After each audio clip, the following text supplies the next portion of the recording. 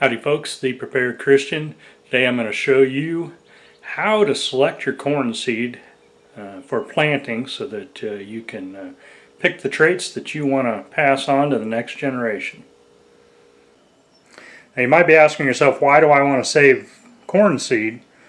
And a simple reason is that when you save seed, it becomes used to your climate and your area, and it will grow better in your area. Now I started out here when I first moved on the homestead. I ordered a bunch of Bloody Butcher corn because, you know, that's nice red corn, got a nice big ears, supposed to grow well. We've got long enough growing season that it was supposed to do well here. But problem is we also got well, cucumber beetles. And every time, I've tried to grow it 3 or 4 years now, or back then, and every year cucumber beetles get there, eat all the silk off the ears of the corn. I get like, I planted 99, had 99 Bloody Butcher plants come up one year, and I got like 4 or 5 seeds. That was it. I'd get an ear that had like 1 seed in it. I had ears that had no seeds in it. All the silk got eaten right off the plants, and that has happened with a lot of heirloom corn here because the cucumber beetles get up there and eat it. So what I started doing is I found this. It started out as Mandan bride corn, and I grew it along with the Bloody Butcher, and it actually produced ears. They weren't anything to write home about. But the cucumber beetles left some of them alone.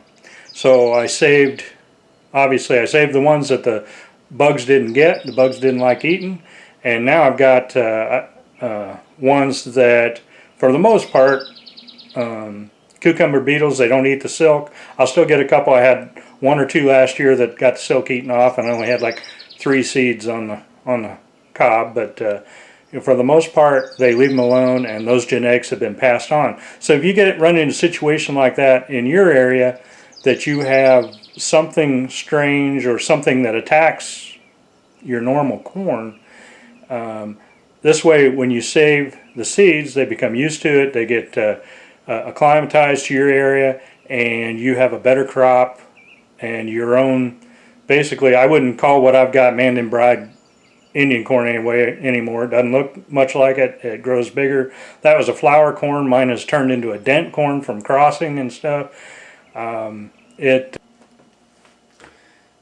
Here I've got 5 ears that I chose out of my supply to plant for this year, and I'll tell you why I chose each one and what I'm kind of looking for to pass on.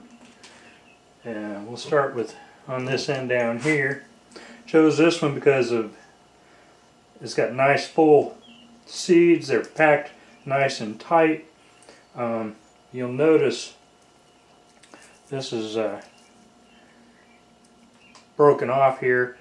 Every ear that I grew last year that was this color had bug damage on the end, and so when I put them up for the winter, I snapped the ends off, got that bug damage off of there. And that's not necessarily a trait I want to pass on, but it's got a nice color, and it's got nice tight kernels that are dent. You can see the dent in the kernels there, so I want to save that one. Next to it, this ear doesn't have anything remarkable about it, other than it's the longest ear I've got. Yeah, you can see it's kind of thin, so that's also another undesirable trait. So we're not going to use a lot of this seed. We're not going to use a lot of these, even though I do like the kernel shape. These, it's got a little bit of color in here. I might get some of these more interesting color ones out of here and plant them. And it's longer than the rest of these ears, so it's going to get a couple seeds planted. This is the best ear that I've got. Now, what you look for in these ears, this is not real long. I've had, back when I was first doing this, or probably 5, 6, 7 years ago. I was getting ears that was up to 14 inches long, and then I did an experiment and it went awry, and so last year I had to recover some really old corn seed, and these are the only ones. I only got 15 plants last year, and these are the best ears of those plants. So we're going back with the genetics that I had, but nice and dark. These are not as dented. I don't know if you can see in the film, but they are dent corn. But what Eric recommends this here, if you look at the end there, the corn, it makes a nice, see how rounded it is compared to, say, this one. Yeah, that's pointy. That means that this got matured, and most of the seeds, you know, it had a full season. So this is a good ear to use. Same with this one as far as the shape. Mostly nice matured, nice and round on the end. Nice rows. This one you can see it's got a little bit of color in it, but it's mostly yellow corn. And where I live, this could easily be some Roundup. All these probably got GMO in them because, you know, I live in the middle of a sea of corn, so my corn probably has GMO transferred into it. But you look on the back here, these are not real even, so I'm not going to pull any seeds from that area. But over in here, these are nice, even. Then I got one of these. Now this is where my experiment went awry. Is if you look in here, nice and crinkled up, those are sweet corn. I decided I wanted to try and make Indian sweet corn. So I started crossing out sweet corn and my Indian corn.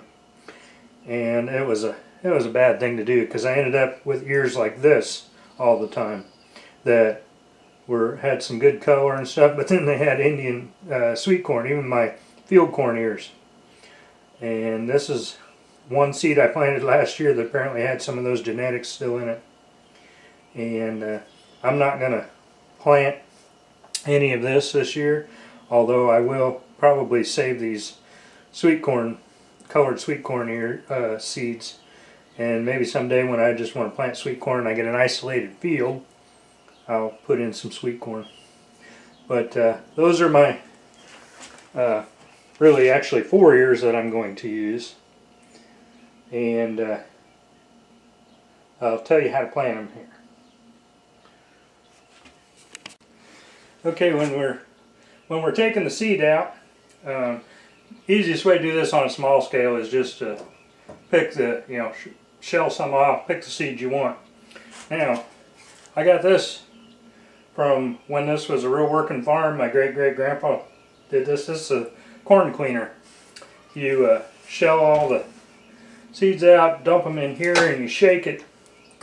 And there's a grid on the top here, and then there's a smaller grid here on this back, and then on the end it'll catch it. So throw all these in there, all the corn in there, shake it around, and the good corn seed comes out here. The weed seeds and stuff fall out the bottom, and the chaff and stuff gets caught in the top. Now some of the other ones are bigger seeds that may not fall through here. There's some on the base of this that probably won't go through this grid, but you want to take out of the middle of the ear anyway. So if you're going to be doing a field full but still not using a big planter, one of these things is real handy.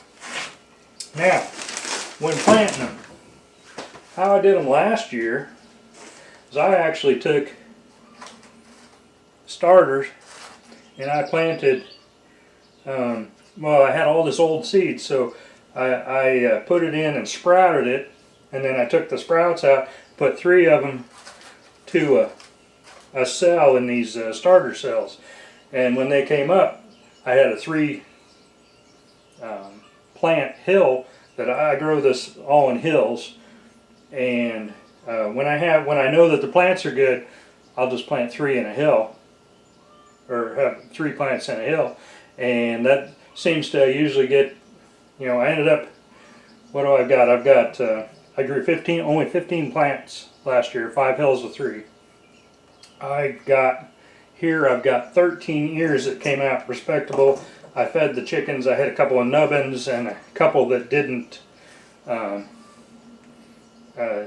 didn't pollinate very well, and so those went to the chickens when I picked them.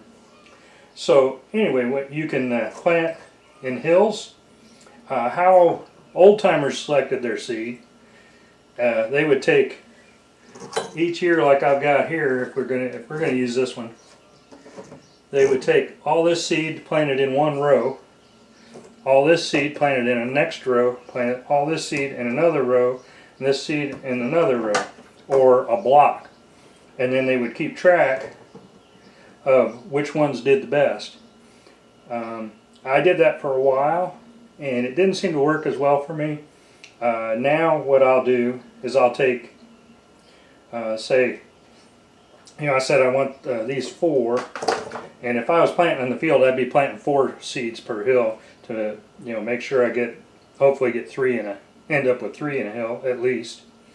But if I was doing 3 sprouteds, I would probably put one of these, and one of these in each cell, and let them cross in the hill, and that way you'll get traits from all 3 of these in your next generation. And that's how I've selected, and then I try to keep the nice biggest, fullest ears for the next generation. And like I said, I had a couple ears that were pushing 14 inches a couple of years ago, and a few years ago, and I really wish I had that seed now, but I didn't store it very good. Bugs got into it, and I had basically ears of corn with powder in the bottom of the container that bugs had eaten it all. So this is what I've got to work with this year, and that's what I'll be putting in. So you can select for size. Like I said, these are 3 biggest round ones. You can select for length, which this is the longest one. You can select for color. If you like this color, which I kind of like this color a lot, you can plant mostly that. This one, I think this is my best ear just because it's mostly full and it's got some color to it, although it's not the color I really like. And you can select this one if you're going for production because it's yellow and it'll go good. This one has a pretty color. I like some of these. Or if you're crazy like I was, you can pick out all of the wrinkly ones in here and plant sweet corn. So anyway, that's how I select my corn seed. Hopefully that'll help you along the way. Don't forget to hit the subscribe button and the bell, and I'll talk to you on the next one.